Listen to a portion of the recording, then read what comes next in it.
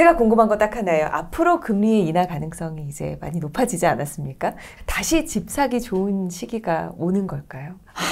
참 어려운 질문인데 네. 금리 인하가 일단은 벌어지면 네.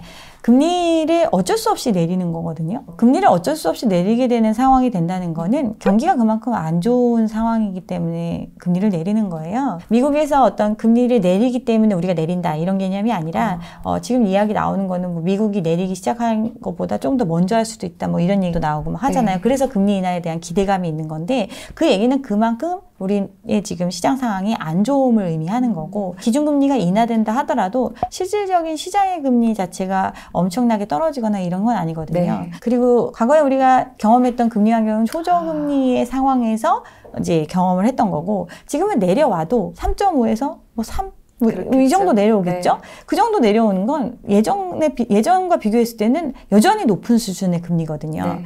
그래서 이게 뭐 시장에 엄청난 기회로 작용될 거다 이러기는 어렵다는 거죠. 또 금리가 일정 부분 조금 지금보다는 좀 떨어진다 하더라도 대출의 환경이 과거에 비해서는 굉장히 까다로워졌다고 보시면 돼요. 우리가 이제 집값이 올라간 걸 보면 그 올라간 폭만큼 부채가 쌓였거든요. 그러니까 집값이 뭐 2배가 올랐다고 하는 것처럼 가계부채가 그 사이에 2배가 쌓였어요. 그렇죠. 단순히 이야기를 네. 하면 그 얘기는 집값에서 차지하는 비중이 부채가 굉장히 많이 차지하고 있다라는 거거든요. 근데 이 부채의 규모가 너무너무 큰데 예를 들어서 10억의 집을 샀는데 이 10억의 집을 다음 사람이 사주려면 예전과 똑같이 대출을 받을 수 있어야 되잖아요. 그렇죠. 근데 금리는 올라갔고 네. 예전보다 네. 대출 받을 수 있는 조건은 안 좋아졌잖아요. DSR이 적용이 네. 되고 어떤 소득에 기반해서 대출의 감당 능력을 보는 시기가 됐고 또 스트레스 DSR이라는 게 도입이 돼서 더더욱 규제가 되는 시점이거든요. 네. 그리고 이게 이제 전체적인 시장의 부채의 문제가 심각하기 때문에 금융기관의 건전성에 있어서도 지금 의심받고 있는 상황이란 말이에요. 금융기관의 건전성이 의심받는다는 거는 그만큼 신용이나 이런 것들 또 어떤 감당 능력에 비추어 봤을 때 함부로 빚을 내주지 않는다는 거거든요. 이 얘기는 과거에 10억 하는 집을 사줄 수 있었던 사람이 대출을 받을 수 있는 규모와 현재의 10억의 집을 사줄 때 대출을 받을 수 있는 규모가 달라졌어요. 네. 그러면 그 나머지 부분만큼을 소득이나 자본의 축적으로 채워줄 수 있는 사람들이 많이 있으면 이 10억이 10억을 유지하겠죠. 근데 그렇지 않은 환경이잖아요. 네. 네. 같은 금액인데 기준이 완전히 달라져 버린 거죠. 네. 어떻게 보면. 그러면 네. 지금 말하는 가격에 올라가는 기보다는 오히려 좀 내려갈 수 있는 환경인 거죠. 이 얘기는 다시 집을 살 수 있는 기회가 온다는 거는 내가 감당할 수 있는 규모의 빚을 지고 예전보다 어떤 대출의 규모가 줄었어도 그 정도의 규모만의 대출을 활용해서 집을 살 수 있는 능력을 갖춘 사람들한테는 좋은 기회가 그렇죠. 오겠죠. 네. 네네. 그래도 내 집 한 채는 마련하고 싶은 사람들이 아무래도 무주택자인데, 네. 뭐 앞으로 금리가 어쨌든 조금 더 인하가 되고 어떤 정부의 정책 완화라든가 이런 도움을 받는다면 무주택자는 그래도 멀지 않은 미래 하나 장만을 하는 건 기회가 주어진다고 봐도 될까요? 그리고 가격의 문제예요. 어떤 자본을 어느 정도 축적해 놨고 대출을 지금 말씀하시는 규모를 감당할 수 있는 사람이라면 당연히 가격이 떨어졌을 때 좋은 기회를 잡을 수 있겠죠. 근데 지금 그 가격 자체가 우리 소득 대비해서 너무 이제 괴리되어 있는 상태이기 때문에 네. 더 무리를 하지 않으면은 닿을 수 없는 가격이잖아요. 그렇죠. 이제 이런 것들을 고려하시면 일부 조금 조정이 됐으니까 이게 여기서 더 안 내려갈 거다. 그래서 다시 오를 거기 때문에 지금 사야 된다. 이런 마음을 갖기에는 너무 조급한 마음이 아니실까 네. 이렇게 생각을 합니다. 금리가 좀 떨어지면은 집값은 올라가고 그리고 금리가 오르면 집값이 떨어질 수 있다. 이게 좀 통념인데 그 연관성을 어떻게 보고 계실까요?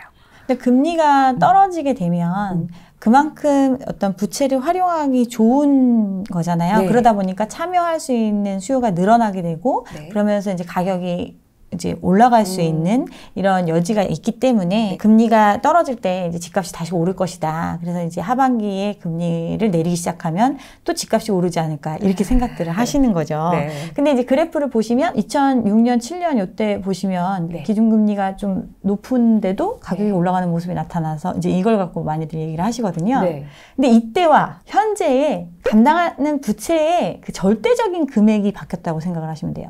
대출 금액 자체가 그렇죠. 부담돼야 되는. 예전에는 5억의 집을 살 때 3억만 대출을 받았다면 그랬죠. 지금은 이제 그 5억짜리를 10억을 주면서 사면서 이제 6억의 대출을 받는 거잖아요. 네. 그 절대적인 금액 자체가 엄청 달라졌어요. 그때처럼 금리가 이제 낮아지지 않더라도 다시 집값이 오를 것이다. 이렇게 하기에는 너무 그 규모가 큰 거예요. 절대량이 더 커진 거잖아요. 그렇죠. 부담을 지게 되는 절대량이 늘어났으니까 그 조금의 어떤 소폭의 금리의 영향으로 이게 막 쫙 바로 반영이 되기란 너무 어려운 거죠. 그렇죠. 제가 이제 부동산 이제 관련된 일을 꽤나 오랜 기간 해오면서 느낀 건데 이제 예전 뭐 2013년, 14년, 15년 뭐 이 정도까지만 하더라도 이제 소득이 뭐 연봉 3억 정도 되시는 분들도 3억 정도 대출을 받는 거에 대해서 네. 부담감을 가졌어요. 왜냐하면 그 장기의 대출이기 때문에 그렇죠. 내가 과연 지금 연봉이 뭐 3억, 2, 3억 정도 되려면 네. 꽤나 오랜 기간 일을 한 사람이잖아요. 그 얘기는 이제 일할 수 있는 기간이 얼마 안 남았다는 걸 뜻하잖아요. 네. 그러면 그럼에도 불구하고 이제 더 오랜 시간 이 빚을 감당해야 되는데 과연 이 3억을 내가 해결할 수 있을까에 대한 부담이 있기 때문에 네. 그런 판단들을 좀 했었던 시기였거든요. 네. 근데 최근에 어떤 유동성이 많이 풀리던 시기에 사람들을 보면 뭐 연봉이 둘이 합쳐 1억도 안 되거나 뭐 이 정도 되시는 분들도 네. 3, 4억 빚내는 거는 부담 없이 여겼던 네. 시장이거든요. 네. 근데 그때는 이제 금리가 낮으니까 본인들이 어떤 소득이 계속 늘어날 수 있을 거다. 네. 또는 몇 년만 지나면 금방 집값이 오르니까 이 이자든 뭐 내가 지금 이걸 다 빚을 털어낼 수 있을 것이다. 네. 이런 기대감이 있었기 때문에 맞아요. 그걸 감당을 생각을 안 하고 많이 뛰어든 시장이었거든요. 불과 1, 2년도 안 돼서 지금 고점에 매입을 하셨던 영끌분들이 지금 힘든 이유가 자기 자본 일부 좀 투입됐던 것들은 이제 없어졌어요. 평가 금액에서 이제 사라졌잖아요. 네. 시세가 떨어지면서. 근데 빚의 규모는 그대로 남아있거든요. 근데 그래서 이 빚을 지금 팔면 해결될 수 있으니까 그래서 이제 팔겠다고 내놓는 사람들이 있는데 안 팔려요. 맞아요. 그러면 그 빚을 계속 끌고 갈 수밖에 없잖아요. 그래서 지금 생활이 힘든 거거든요. 네. 금리가 이제 뚝뚝 떨어져가지고 예전처럼 좋은 환경이 와서 또 막 사람들이 막 부동산에 미쳐서 막 사줄 것이다. 이런 기대감을 가지고 있는데 그러기에는 이미 집을 뭐 좀 더 낮은 금액에 구입하고 있는 사람들조차도 굉장히 많은 레버리지를 활용하고 있고 네. 그거에 대한 감당이 지금 어려운 시점이고 그 상황이 상당 기간 오래 갈 수밖에 없기 때문에 털어내려면 그렇죠. 정리하는 수밖에 없거든요. 네. 그래서 이제 매물이 쌓이고 있는데 안 팔려요. 그러니까 앞으로 더 어떻게 보면 기회가 뭐 지금 당장 금리가 떨어지면 다시 집값이 치솟아 올라서 내가 기회를 놓치는 게 아닐까 이렇게 판단할 필요는 없다고 생각합니다. 우리가 체감적으로는 너무 오래 고금리에 영향을 받다 보니까 조금만 떨어지는 것도 희소식 아니야라는 이런 생각들을 하시는 것 같아요. 그런데 얘기를 들으면서 느끼는 거는 아니구나. 이게 어떻게 보면은 계속 위기 상황인 거지. 그러니까 어떻게 보면 부동산이라는 거는 굉장히 고가의 자산이기 때문에 일정 부분 자기 자본이 필요해요, 반드시. 그럼 이 자본을 축적하는 데에 많은 시간이 필요하거든요. 사회 초년생들이 그 자본을 축적하기가 어렵잖아요. 그래서 대부분 이제 집을 처음 사고 이런 시점들이 뭐 40대 돼서 그렇죠. 집을 사고 아직도 집을 구입하지 못하신 분들도 있고 뭐 이런 상황으로 가는 건데 지금 최근에 몇 년 동안 비정상적으로 막 유동성이 풀리면서 금리가 낮은 시점에 그렇게 대출을 이제 쉽게 활용해서 많이 들어왔었는데 이 상황이 그러니까 경험해본 금리는 굉장히 낮은 금리밖에 경험을 안 해본 거예요. 맞아. 근데 이게 초유의 상황을 겪으면서 그 기간이 길어졌던 거거든요. 네. 근데 우리가 금리를 낮춘다는 거는 그만큼 사람들이 부자된 느낌, 돈을 많이 쓸 수 있게끔 내가 당장 돈이 없더라도 쉽게 남의 돈을 빌려서 쓸 수 있는 환경을 만들어준다는 의미였는데 네. 이게 지금은 그렇게 했던 게 인플레이션에 영향을 주게 되니까 인플레이션이라는 거는 이제 공급과 수요 측면에서의 문제거든요. 네. 공급적인 측면이 이제 축소가 되면서 인플레이가 올 수밖에 없는 환경인데 여기에 돈까지 많이 불었기 때문에 사람들은 더 살려고 하니까 그렇죠. 인플레이션이 온 거잖아요. 그래서 이 문제를 해결하기 위해서 금리를 올리기 시작한 거거든요. 그러면 이제 이 저금리에 어떻게 보면 꽤나 오랜 기간을 끌어줬지만 이 파티가 끝난 거예요.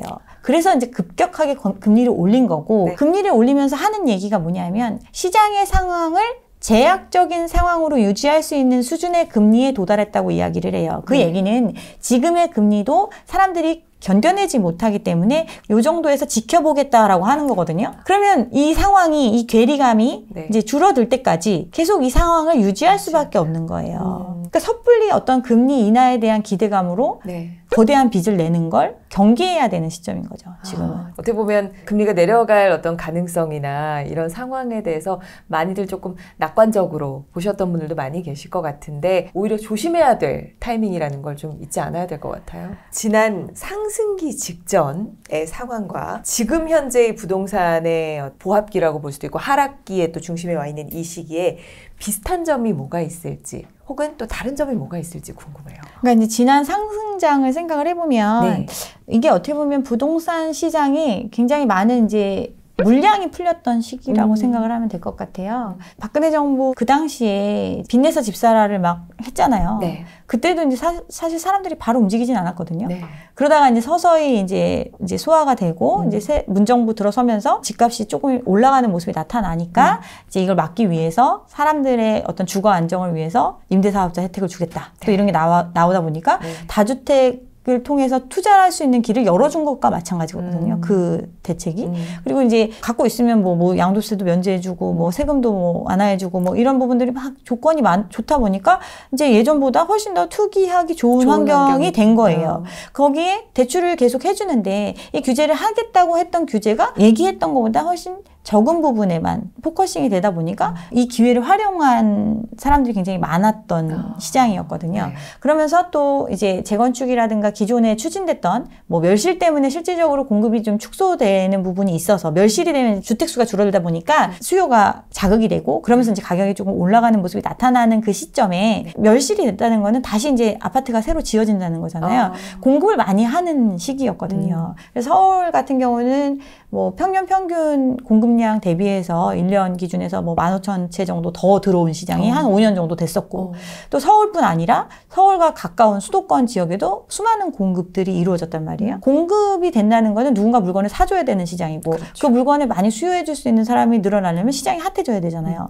그러니까 약간은 좀 붐업이 되던 시기였는데 이게 주춤했던 게 18년도 말에 살짝 금리를 올렸던 시점이 있어요. 거래가 이제 약간 줄어드는 모습이 나타났었는데 분양가 상한제하면 앞으로 공급이 부족해지고 뭐 그래서 지금 집을 안 사면 안 된다 막 이런 얘기들이 막 돌면서 영끌들이 가세하면서 다시 가격이 한 번 더 오르는 현상이 일어났고 또 이제 코로나로 인해서 돈을 막 뿌려줬잖아요. 네네. 그랬더니 이제 자산 시장이 상승하는 모습이 나타나고 여기에 이제 지금도 높은 가격이라고 생각했던 거에 사람들이 너도 나도 막 뛰어들면서 이제 집값이 가장 높은 점을 찍었던 이런 시기를 겪었잖아요. 네. 1년의 과정을 보면 정상적이지는 않은 상황이었거든요. 네.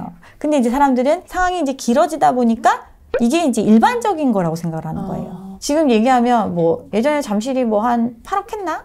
이런 얘기하면 아무도 안 믿어요. 네. 옛날에는 상식이 아닌데 지금은 상식이 된 것 같은 그런 느낌. 그렇죠. 네. 근데 그러면 불과 몇 년 전과 비교해서 소득이 2배 늘었나? 아, 그건 아니죠.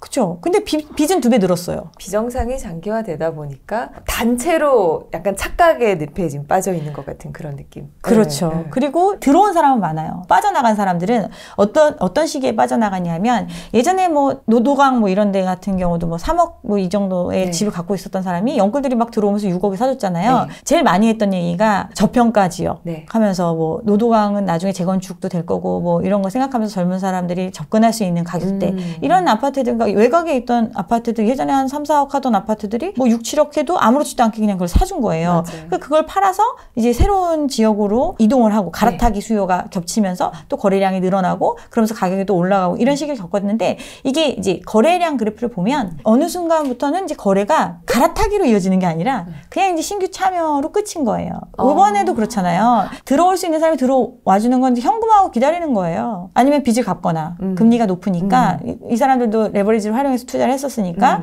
이제 빚을 정리하고 기회를 보고 있는 사람들 기성세대들은 그러고 있겠죠. 네. 근데 젊은 사람들은 이제 들어왔어요. 들어온 사람들이 있는데 이 사람들이 나가려면 누군가 새로 들어와 줘야 돼요. 그럼 누가 들어와 줄 수 있느냐? 새로운 수요, 젊은 세대. 네. 근데 내가 젊은 세대인데 나보다 젊은 세대가 들어오려면 한참 남았죠. 네. 그러면 기존에 나한테 집을 판 사람들, 돈이 있는 사람들이 들어와 줘야 돼요. 그렇죠. 그럼 그 사람들이 3억에 산 집을 6억에 팔았는데 6억에 다시 사줄까요? 그러니까 거래가 연쇄적으로 일어날 수가 없는 환경이네요. 그렇죠. 어떻게 보면. 그래서 이제 그러니까 이제 거래량이 어떤 규제를 풀고 대책을 풀어준다 하더라도 완전히 예전 수준을 회복하고 이르지를 못하는 거죠. 말씀하신 게 그 아무래도 진짜 상생기 직전에는 내가 이 집 팔고 나면 나는 갈아타기, 난 더 상급지로 갈 거야. 네. 이런 것들이 연속적으로 일어나 줬었는데 지금 하락장 시장은 아예 거래량도 없을 뿐더러 네. 뭐 거래가 일어난다고 해도 거기서 끝. 이 상승의 정점을 얘기하는 게 바로 거래는 없어도 가격은 오른다였어요. 이게 말이 안 되는 거거든요. 말이 안 되죠. 근데 실거래가가 높게 찍히니까 사람들이 그걸 믿었어요. 근데 우리가 수요 공급의 그래프를 보면 이게 하나하나의 수많은 계약들, 거래들을 통해서 우리가 정상적인 가격 수준을 파악을 하잖아요. 그러면 누군가는 30억에 사줄 수도 있어요. 네. 근데 그 사람이 한 명일 수 있는 거죠. 그렇죠. 그 모든 아파트를 30억에 사줄 수 있는 수요가 있어서 적정 가격이 30억이 아니라 누군가가 그렇게 사줄 수는 있는 그런 케이스가 있을 수 있는 거지 실질적으로 시장에서 이게 정상적인 가격 수준이라고 보기에는 어려움에도 불구하고 사람들이 여기 30억 했댄다. 그러니까 우리 집은 20억이야. 우리 집은 15억이야. 이렇게 생각을 했던 건데 실질적으로 지금 상황이 오고 나니까 내가 우리 집 15억이라고 했는데 내가 14억에 내놨는데 안 팔리는 거예요. 이제 이런 상황을 겪게 되면 네. 점점 현실감이 돌아오겠죠. 물론 이제 투자에 대한 판단이나 어떤 선택을 하는 거는 개인이 가장 최종적인 결정을 해야 되는 건데 네. 그러면 그런 선택을 할 때 본인의 어떤 재무 상태, 그러니까 내가 과연 어떠한 상황이 돼도 이걸 끌고 갈 수 있는 정도의 규모라는 거를 항상 체크를 하고 판단을 하셔야 될 것 같습니다. 네. 본인의 재무 상태를 객관적으로 객관적으로. 살펴보고 무리하지 않는 선에서 할 필요가 있을 것 같습니다.